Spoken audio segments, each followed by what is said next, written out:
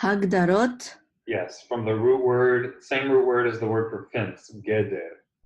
Geder is a fence. Hagdarot is like a definition, just like a geder, a fence defines. It's a Oh, interesting. So, fence laws define the scope of the Torah law. Say that again? They say that rabbinic laws are like fence laws. Yeah. Right. They kind of Correct. They define give definition. That's right. to the limits of the Yes. Torah law, because And otherwise, you can view it as being oppressive, but you can also view it as being liberating because it limits a view to that. Whereas somebody might be like Karaites, for example. People who don't know much about them, they're like, "Oh, I want to be a Karaite because then I can think whatever I want."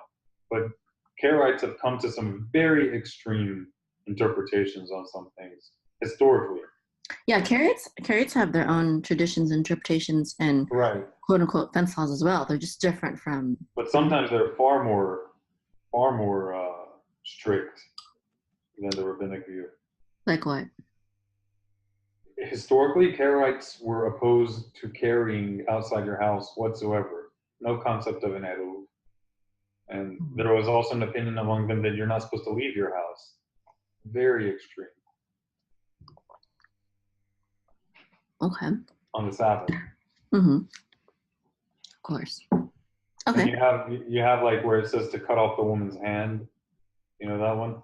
The rabbinic understanding is figurative. That you cut off her hand is in the hand that gives her sustenance. Mm. So like she loses her dowry or something like that. Mm. You could very easily take that literally. Wow. Mm-hmm. Interesting. And then other things they took figuratively instead of literally, like Yep. tefillin. Yeah, but there are plenty of things that seem kind of violent. The rabbinic law takes very figuratively. Same thing with like the child who curses his parents being put to death. Mm-hmm. The rabbinic understanding of that is also extremely lenient. It is literal, but it was. It's literal, but it reads into it so much to where it would pretty much never happen. Mm-hmm, mm-hmm. As if it was put there more to protect the child from being killed by his parents than it is to really to punish. Yeah, right, because it has to be taken to the court first. Mm-hmm. So can you say that word again for definitions? Hagdara. Hagdara is singular. Hagdarot is plural. Okay, Hagdarot. Just think of it, the fence, and imagine gader, fence. You know the word for fence? Gader? Gader. Did you know that word already? No. So just learn the word gader. It means gader. fence. Okay. Now, definition is like saying fence in the feminine form and saying like the fence, feminine form.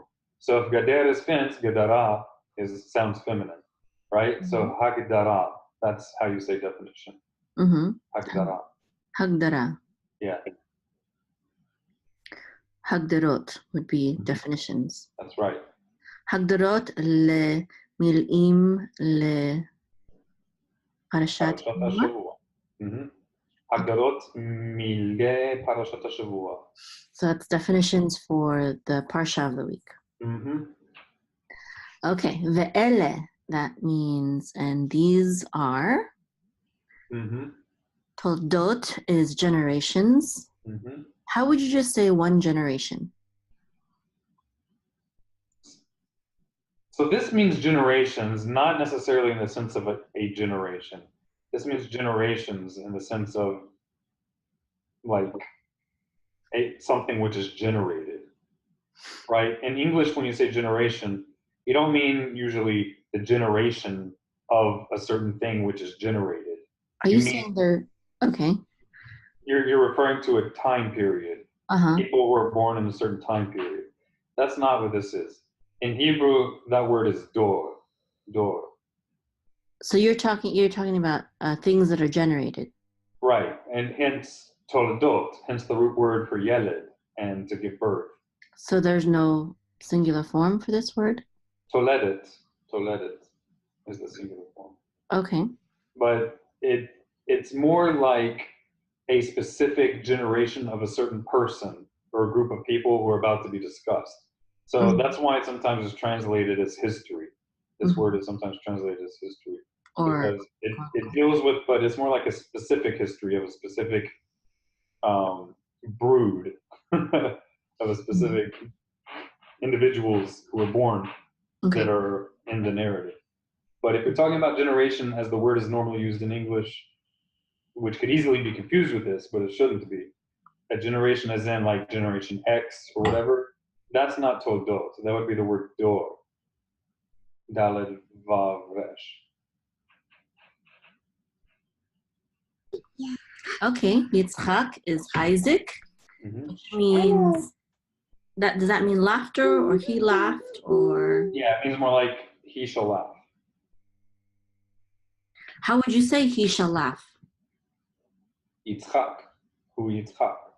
Oh, it's that exact word. Yeah. Okay. Ben Avraham, son of Abraham. Avraham holid et Yitzchak. So Abraham fathered Isaac. You see?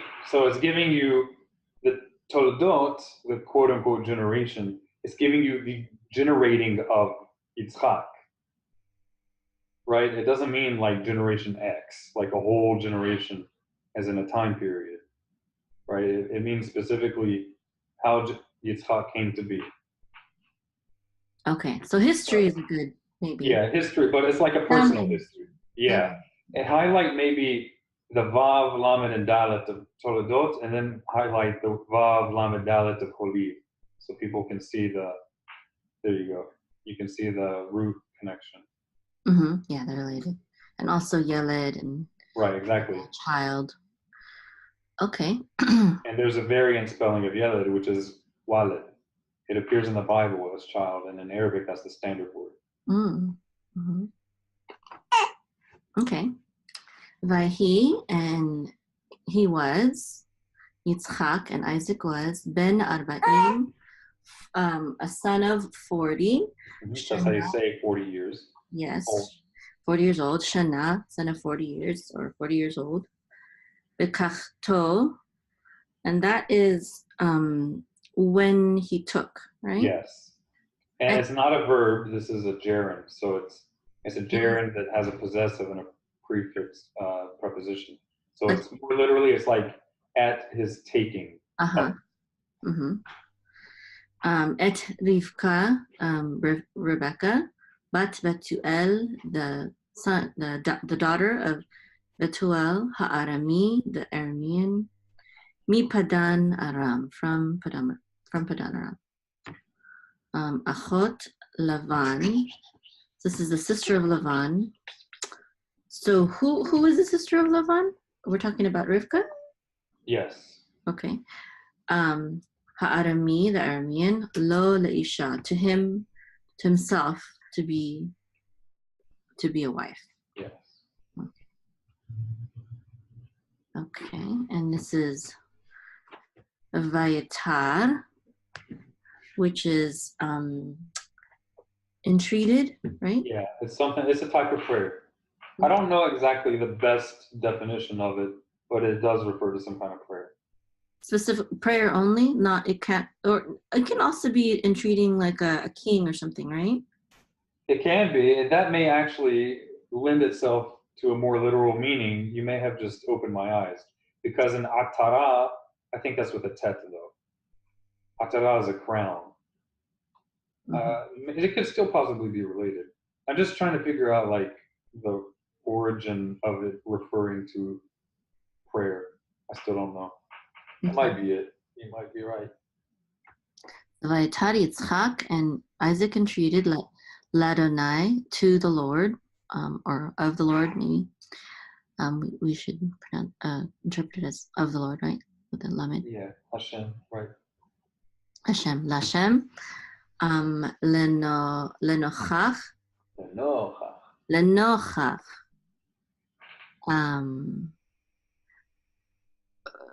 Barren. This is barren, right?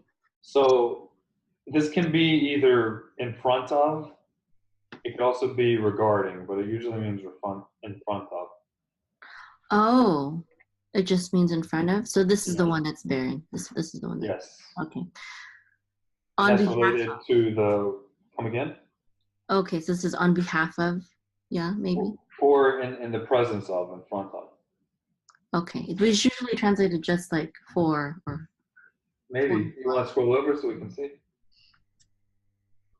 opposite. Oh, that's different. That's more like in front of. Mm-hmm. Meaning he prayed for her in her presence. Right. Okay, that's interesting. That's nicer than the normal translations. It just says that he prayed for her or on behalf in behalf of on behalf of. Yeah. Yeah. Okay. It Then. could also be toward. La nochach can also mean toward. But Mm-hmm. of course, well, that would be the same as praying like in front of her. Mm-hmm. Okay. Ishto is his wife. Ish. Actually, Isha would be wife. Wife. Right. And then Ishto. the hey at the end of Isha turns to a tav when you make it possessive. Ah, okay, that's why. Okay. Ishto, the toe part is his. Right. The ki akara, so this is the one that means barren, so Yeah, because. it's from the same root as to be uprooted. La'akor is to uproot. Okay. Interesting. She was barren. Vayater. See, this is what I don't get. Like, God's answering him is the same root word as his entreating him. Well, the vowel points are different though. Of course, but it's the same root. So Yeah. I don't understand, like, what would be the best translation to English? What would be the closest to capture the connection of these two words? Mm-hmm. I'm sure someone's written about it. Yeah. My ignorance. It's usually just translated just like And it's special because this is not a common word. So there's for sure some significance to it here. Mm-hmm. It's usually translated as just, and Hashem let himself be entreated. Let me see what it says here. Accepted his prayer. But that's certainly not literal. Right. Okay. But also this root word itself is not the regular word for prayer in the Bible. Mm-hmm. What is the regular word? It would be either itpalel from the word tefillah, the most common word for prayer, or itchanan from like tachanun, he supplicated, or bikesh. There's several words. This is like the most rare word. Okay. Vatahar. And she conceived. Yeah, this root gives us the word for parent in Hebrew, horeh. Oh, okay. And pregnancy is hirayon. Oh, okay. And so then is it also related then to the word Torah? No, Torah. the tav here is not the root. I heard someone say that Torah, more. Yes, that's true. And you said hora, right? Parent. Hore, yeah. Hore, sorry. Hore is a parent, and Torah is the Torah. Maybe it's related, but I don't think it's obvious if it is. More and Torah do seem more related, but here, for example, the tav, it's a prefix, a pronoun prefix. Yeah. She was third person feminine. It's Uh-huh. not actually part of the word. And here also the he, it's part of the root. The he that you see here is part of the root, and it's before the letter resh. Mm-hmm. So they don't share the same root. It doesn't look like it to me, but I could be wrong. But maybe it's still related somehow. Possibly. Okay. Because there is a hey in Torah. Mm-hmm. Sometimes letters flip, even though they're related. They flip orders. Mm-hmm. Mm-hmm. And there's that whole idea that if someone is your student, it's like they're your parent. Right. And obviously your parent instructs. Yes. Your hore gives hora'ah. Mm-hmm. Okay. Rivka ishto, Rebecca his wife, so she conceived. Alrighty.